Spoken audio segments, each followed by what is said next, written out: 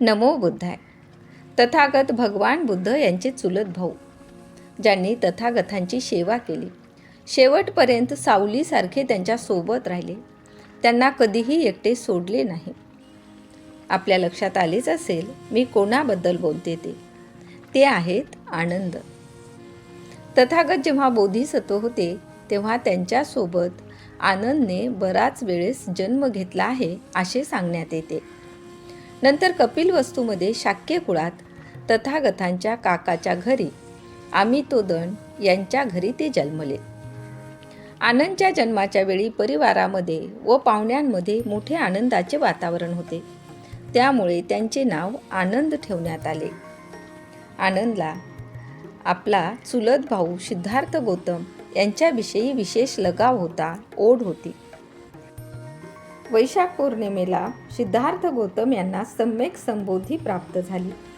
ते भगवान बुद्ध झाले. त्यानंतर 2 महिन्यांनी ते सारनाथ येथे आले आणि आषाढ पौर्णिमेला धर्मचक्र प्रवर्तन केले, ज्यालाच आपण धम्मचक्र पवर्तन सुत्त म्हणून ओळखतो. कपिलवस्तू सोडून तथागतांना 6 वर्ष झाले होते. राजा शुद्धोधनाला आपल्या मुलाची आठवण येत होती. त्यांनी मुलाला घरी बोलून आणण्यासाठी काही जणांना पाठविले, पण जे भगवान बुद्धांना बोलवण्यासाठी जात ते तिथंच राहत असे. असे 9 जणांना राजाने पाठविले होते. नंतर भगवंताचे बालमित्र असलेला कालुदाई याला पाठविले. तेव्हा भगवंत राजगृह येथे राहत होते. कालुदाई तिथे गेला, पण असे म्हणतात की लगेच त्याने निरोप दिला नाही. थोड्या दिवसांनी सांगितले की भगवान, आपले पिता आपली वाट पाहत आहेत. त्यांनी मला तुम्हाला घरी येण्याचे आमंत्रण देण्यासाठी पाठविले आहे.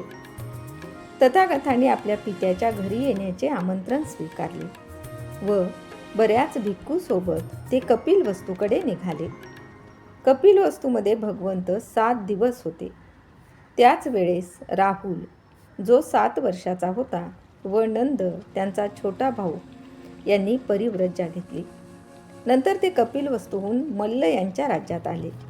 तेव्हा शाक्य कुमार, भद्दीय, अनिरुद्ध, भग्गू, देवदत्त, उपाली आणि आनंद हे सगळे घर सोडून तथागतांकडे आले आणि त्यांनी परिव्रजा घेतली. काही दिवसांनी जेव्हा आनंदला तथागतांची सेवा करण्यासाठी नेमण्यात आले होते, तेव्हा आनंदने भगवंतापुढे काही अटी ठेवल्या. भगवंतांनी त्या अटी मान्य केल्या आणि त्या दिवसापासून आनंद भगवंताची तन मनाने सेवा करीत असत. 24 घंटे भगवंतांना कधी काय लागते, त्यांना कोणत्या वस्तूची आवश्यकता आहे, हे सगळे आनंदला चांगले माहीत होते.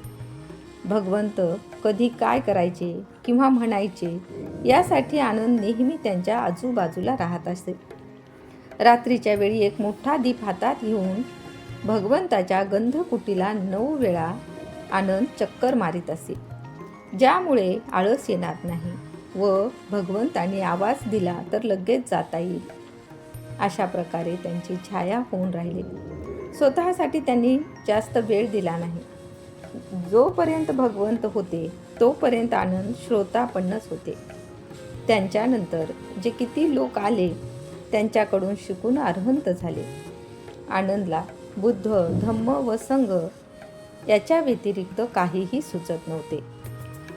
पण आनंदने भगवंतांना आट घातलेली होती की तुम्ही जर उपदेश देत असाल आणि मी काही कारणास्तव तिथे नसेल तर तोच उपदेश तुम्हाला मला द्यावा लागेल. अशा आनंदाच्या करारामुळे तथागत त्याला तोच उपदेश पुन्हा देत असत. यामुळे आनंद बहुश्रुत म्हणजे त्यांनी खूप काही किंवा भगवंतांचे सर्व उपदेश ऐकले होते, श्रवण केले होते. भगवंतांची समस्त वाणी आनंदाने कंठस्थ केली होती. तथागतांच्या महापरिनिर्वाणानंतर जेव्हा धम्मसंगीतीचे आयोजन करण्यात आले तेव्हा त्यामध्ये 500 अरहंत भिक्षूंनी भाग घेतला.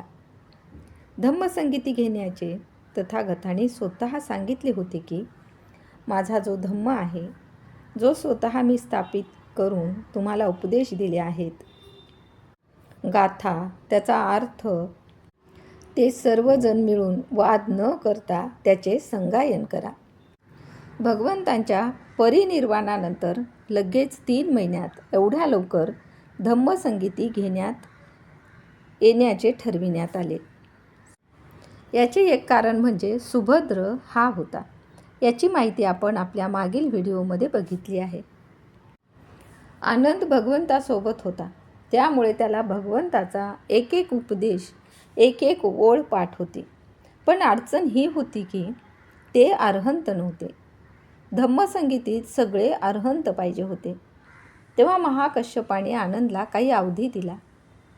या वेळेपर्यंत तू अरहंत झाला तर ठीक, नाहीतर आम्ही दुसरा एखादा अरहंत घेऊ आणि संगायनाला सुरुवात करू. आनंदला ही विद्या माहीत होती. मग ते खूप परिश्रम करू लागले. त्यांना एकच ध्यास लागला, अरहंत व्हायचे, अरहंत व्हायचे. आज रात्री मी अरहंत होणारच असा अहंकार त्यांच्यात आला होता. त्यामुळे वेळ निघून जाऊ लागली. मग त्यांना भगवंताच्या शेवटच्या क्षणीच्या आशीर्वादाची आठवण झाली.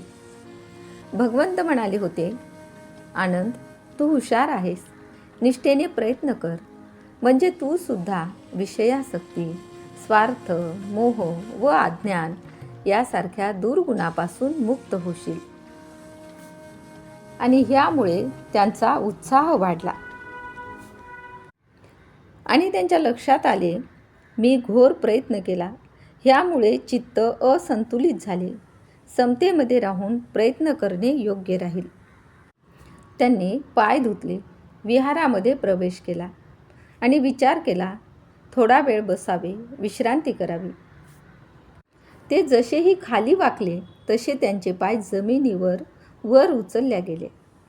मी अरहंत नाही, मी श्रोता पण आहे असा विचार करत असताना ते अरहंत झाले.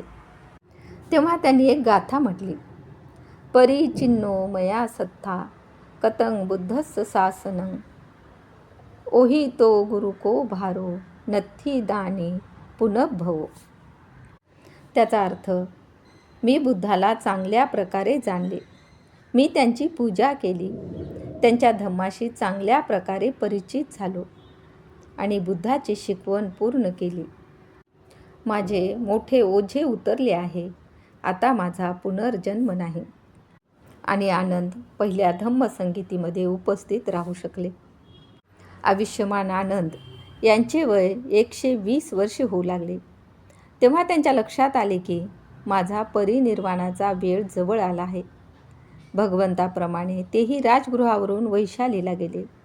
जेव्हा मगध राजा व वैशालीच्या राजकुमाराला हे कळले, तेव्हा आनंदला अंतिम भेट देण्यासाठी ते आले.